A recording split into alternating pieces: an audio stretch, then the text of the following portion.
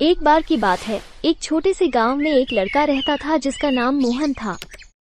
मोहन का जीवन बहुत कठिनाइयों से भरा हुआ था।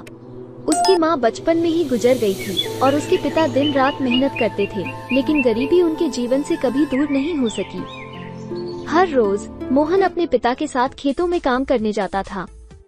खेती का काम बहुत मुश्किल होता था और मौसम भी कभी कभी उनके खिलाफ हो जाता था। मोहन के पास न अच्छे कपड़े थे, न ही पढ़ने के लिए किताबें। उसके दोस्त उसे अक्सर चिढ़ाते और उसके हालात पर हंसते। मोहन बहुत दुखी रहता था, लेकिन वो हमेशा अपनी किस्मत को कोसता नहीं था। एक दिन मोहन जंगल में लकड़ियां इकट्ठा करने गया। अचानक उसे एक बंदर का बच्चा मिला जो घायल और बहुत डरा हुआ था। मोहन को उस पर दया आई और उसने उसे अपने घर ले जाने का फैसला किया। उसने अपने पिता से पूछा, पिताजी, क्या हम इस बंदर का ख्याल रख सकते हैं? उसके पिता ने कहा, हमारे पास खुद के खाने के लिए बहुत कम है बेटा, लेकिन अगर तुम्हें लगता है कि हम इसकी मदद कर सकते हैं तो ठीक है। मोहन ने बड़े प्यार से उस बंदर की देखभाल की। उसने उसके घावों को धोया और उसे खाना दिया। धीरे धीरे बंदर ठीक हो गया और मोहन के साथ घुल मिल गया। मोहन ने उसका नाम बबलू रखा। बबलू बहुत ही चालाक और शरारती था। वो अक्सर मोहन के साथ खेलता और उसके लिए छोटी मोटी मदद करता।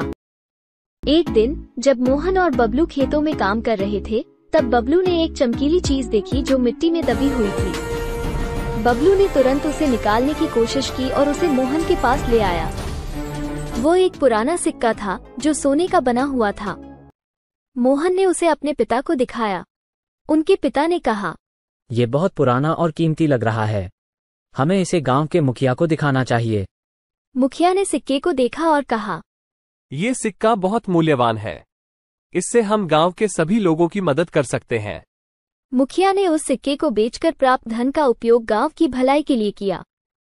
गांव में एक नई पाठशाला बनाई गई, जहां सभी बच्चे पढ़ने आ सकते थे। मोहन भी अब स्कूल जा सकता था और उसने अपनी पढ़ाई में मन लगाया। मोहन ने देखा कि उसके जीवन में बबलू के आने के बाद से उसकी किस्मत बदलने लगी थी। बबलू अब गांव का प्यारा बन चुका था और सभी उससे प्यार करते थे। एक दिन गांव में एक बड़े व्यापारी का आगमन हुआ। व्यापारी ने बताया कि वह दुर्लभ और प्राचीन सिक्कों की खोज में है। जब उसे गांव के मुखिया ने उस सोने के सिक्के के बारे में बताया, तो व्यापारी ने गांव के लिए और भी धन देने का प्रस्ताव रखा। गांव के लोगों ने मिलकर सोचा और तय किया कि वे उस धन का उपयोग गांव के विकास और सुख समृद्धि के लिए करेंगे। उन्होंने खेतों में नई तकनीकों का उपयोग करना शुरू किया, जिससे फसलें बेहतर होने लगी। मोहन अब पढ़ाई के साथ साथ अपने पिता की भी मदद करता था।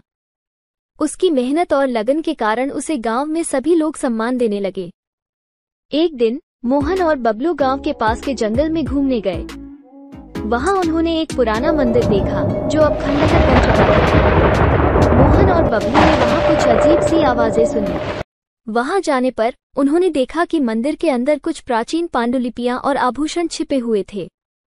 मोहन ने उन्हें छुआ और पाया कि वे बहुत मूल्यवान थे। उसने तुरंत सोचा कि यह खजाना गांव की भलाई के लिए बहुत उपयोगी हो सकता है। मोहन ने गांव के मुखिया को सारी बातें बताई। मुखिया ने मंदिर में जाकर वो खजाना देखा और गांव के सभी लोगों को एकत्रित किया। उन्होंने सबके सामने घोषणा की, ये खजाना हमारे गांव की किस्मत बदल सकता है। हमें इसका सही उपयोग करना चाहिए। गांव के लोगों ने मिलकर उस खजाने का उपयोग किया और गांव को एक सुंदर और विकसित स्थान बना दिया।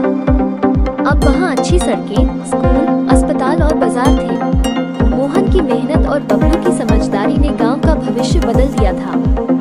गांव के लोग मोहन और बबलू को धन्यवाद देने लगे। मोहन अब न केवल एक पढ़ा लिखा और सम्मानित व्यक्ति बन चुका था, बल्कि उसका जीवन भी सुखमय हो गया था।